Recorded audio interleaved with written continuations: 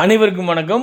தமிழக அரசு வெளியிட்டுள்ள 10 முக்கியமான அறிவிப்புகளை பற்றி தான் இந்த காணொலி வாயிலாக இப்போ நம்ம பார்க்க போகிறோம். தொடர்ந்து இந்த பகுதியில் தமிழக அரசு வெளியிடக்கூடிய நலத்திட்ட உதவிகள், அறிவிப்புகளை பற்றி தொடர்ந்து இந்த காணொலி வாயிலாக நம்ம பார்த்துக்கிட்டு இருக்கோம். இதுவரைக்கும் இந்த சேனலை சப்ஸ்கிரைப் பண்ணாதவங்க சப்ஸ்கிரைப் பண்ணுங்கள், மற்றவர்களுக்கும் பகிருங்க. வாங்க என்னென்ன அறிவிப்பு வந்திருக்கு பார்ப்போம். முதல் அறிவிப்பாக, அசல் ஆவணங்களை காட்டினால் மட்டுமே பத்திரப்பதிவு செய்யப்படும் என சார்பதிவாளர்கள் பொதுமக்களை திருப்பி அனுப்பக்கூடாது. மூல ஆவணத்தின் நகல் மற்றும் சார்பதிவாளர் அலுவலகத்தில் உள்ள நகலை பார்த்து பத்திரப்பதிவு செய்ய சார்பதிவாளர்களுக்கு தமிழ்நாடு பத்திரப்பதிவுத்துறை கூடுதல் ஐஜி உத்தரவிட்டிருக்காங்க.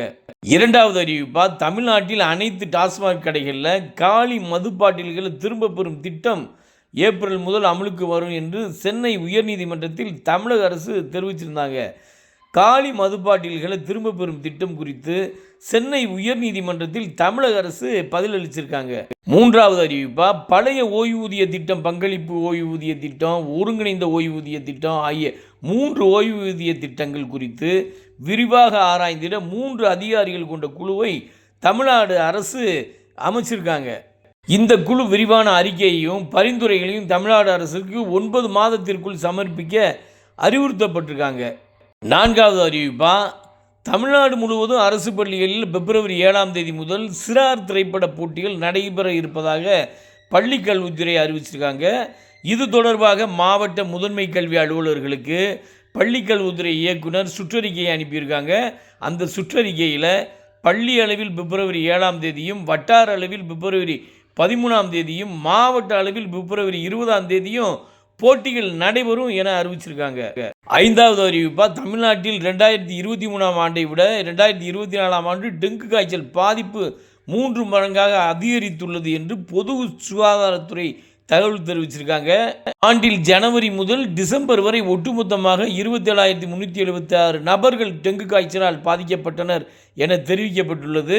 ஆனால் கடந்த 2023ஆம் ஆண்டு டெங்கு காய்ச்சலால் ஒட்டுமொத்தமாக 9,121 பேர் மட்டுமே பாதிக்கப்பட்டிருந்தனர் எனவும் அறிவிக்கப்பட்டுள்ளது. ஆறாவது அறிவிப்பா, ஏர் இந்தியா ஏர்லைன்ஸ் விமான நிறுவனத்தின் நமஸ்தே வேர்ல்டு திட்டத்தின்படி 6ஆம் தேதி நள்ளிரவு 12 மணி வரை இணையதள முகவரியில் டிக்கெட் முன்பதிவு செய்பவர்களுக்கு உள்நாடு மற்றும் வெளிநாடு பயண கட்டணங்கள் குறைக்கப்படும்.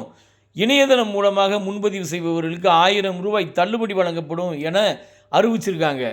ஏழாவது அறிவிப்பா, வேட்டை தடுப்பு காவலர்களுக்கான மாத ஊதியம் ரூபாய் 12,500 ரூபாய் 15,625 உயர்த்தி தமிழ்நாடு அரசு அரசாணை வெளியிட்டிருக்காங்க. இந்த ஊதிய உயர்வு மூலம் 669 வேட்டை தடுப்பு காவலர்கள் பயன்பெறுவார்கள் என தமிழ்நாடு அரசு அறிவிச்சிருக்காங்க. அதேபோல் ரோந்து பணி, கண்காணிப்பாளர், சந்தனமர பாதுகாவலர் உள்ளிட்ட பணிகளில் ஈடுபடுபவர்களுக்கு தினசரி ரூபாய் 311 அளிக்க வேண்டும் என்று உத்தரவிட்டிருக்காங்க. தமிழக அரசின் இந்த ஊதிய உயர்வு அறிவிப்பு வேட்டை தடுப்பு காவலர்கள் இடையே மகிழ்ச்சியை ஏற்படுத்தியிருக்கு. இன்று முதல் பிப்ரவரி 11ஆம் தேதி வரை தமிழகம், புதுச்சேரி மற்றும் காரைக்கால் பகுதிகளில் வறண்ட வானிலை நிலவக்கூடும். ஓரிரு இடங்களில் அதிகபட்ச வெப்பநிலை இயல்பை விட முதல் 3 டிகிரி செல்சியஸ் அதிகமாக இருக்கக்கூடும். மேலும் தமிழகம், புதுச்சேரி மற்றும் காரைக்கால் பகுதிகளில் காலை வேளையில் பொதுவாக லேசான பனிமூட்டம் காணப்படும். சென்னை மற்றும் புறநகர் பகுதிகளில் வானம் ஓரளவு மேகமூட்டத்துடன் காணப்படும்.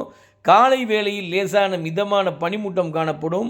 அதிகபட்ச வெப்பநிலை 33.34 டிகிரி செல்சியஸை ஒட்டியும், குறைந்தபட்ச வெப்பநிலை 22-23 டிகிரி செல்சியஸை ஒட்டியும் இருக்கக்கூடும் என தெரிவிச்சிருக்காங்க. மீனவர்களுக்கான எச்சரிக்கை எதுவும் இல்லை. ஆதி திராவிடர் மற்றும் பழங்குடியினர் நலத்துறையின் கீழ் செயல்படுத்தப்படும் போஸ்ட் மெட்ரிக் 10ஆம் வகுப்பிற்கு மேற்பட்ட அனைத்து படிப்புகளும், கல்வி உதவித்தொகை திட்டம் மற்றும் ப்ரீ மெட்ரிக் 9 மற்றும் 10ஆம் வகுப்புகள் ஆகிய திட்டங்களுக்குரிய புதிய இணையதளம் திறக்கப்பட்டிருக்கு. மேற்கண்ட திட்டங்களின் கீழ் பயன்பெற தகுதி வாய்ந்த பழங்குடியினர் மாணவர்களிடமிருந்து புதிய மற்றும் புதுப்பித்தல் கல்வி உதவித்தொகை விண்ணப்பங்களை சாதி சான்று, வருமானச் சான்று, மதிப்பெண் சான்று, சேமிப்பு கணக்கு, புத்தக நகல், ஆதார் எண், வருகை சான்று, தேர்ச்சி பெற்ற நகல் உள்ளிட்ட அனைத்து ஆவணங்களுடன் கல்வி இணையதள வழியாக பள்ளிகள், கல்லூரிகள் மூலமாக விண்ணப்பிக்க வேண்டும் அப்படின்னு அறிவிச்சிருக்காங்க. 10வது அறிவிப்பா, சவுதி அரேபியாவில் மருத்துவராக பணியாற்ற விண்ணப்பிக்கலாம். அப்படின்னு அயல்நாட்டு வேலைவாய்ப்பு நிறுவனம் தெரிவிச்சிருக்காங்க. சவுதி அரேபியா அமைச்சகத்தில் உள்ள மருத்துவ பணிக்கு முதுகலை பட்டம் பெற்ற மருத்துவர்கள் 55 வயதிற்கு மிகாமல் 3 வருட பணி அனுபவத்துடன் தேவைப்படுறாங்கன்னு தெரிவிச்சிருக்காங்க. இவங்களுக்கான நேர்காணல் வருகிற 15ஆம் தேதி முதல் 18ஆம் தேதி வரை பெங்களூரில் உள்ள தி லீலா பேலஸ் ஹோட்டலில் நடைபெறதா அறிவிச்சிருக்காங்க. இந்த பணியாளர்களுக்கு உணவுப்படி, இருப்பிடம், விமான பயணச்சீட்டு ஆகியவை அந்த நாட்டினுடைய வேலை அளிப்பவரால் வழங்கப்படும். இந்த நிறுவனம் மூலமாக அளிக்கப்படும் வெளிநாட்டு வேலைகளுக்கான காலி பணியிடங்கள் குறித்த விவரங்களை இந்த நிறுவனத்தினுடைய இணையதளத்தில் காணலாம் அப்படின்னு தெரிவிச்சிருக்காங்க. மேலும் இது குறித்த விவரங்களை இந்த நிறுவனத்தின் கீழ்கண்ட வாட்ஸ்அப் எண் மற்றும் தொலைபேசி எண்களில் தொடர்பு கொண்டு அறிந்து கொள்ளலாம் என அறிவிச்சிருக்காங்க. அயல்நாட்டு வேலைவாய்ப்பு நிறுவனத்திற்கு எந்த ஒரு இடைத்தரகரோ ஏஜெண்டுகளோ கிடையாது.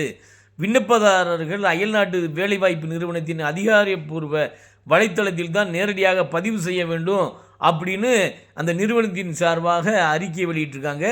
இந்த வாய்ப்பை பயன்படுத்தி கொள்ளுமாறு கேட்டுட்ருக்காங்க. இந்த தகவல்கள் உங்களுக்கு பயனுள்ளதாக இருந்தால் இந்த காணொலியை நீங்கள் மற்றவங்களுக்கும் பகிருங்க.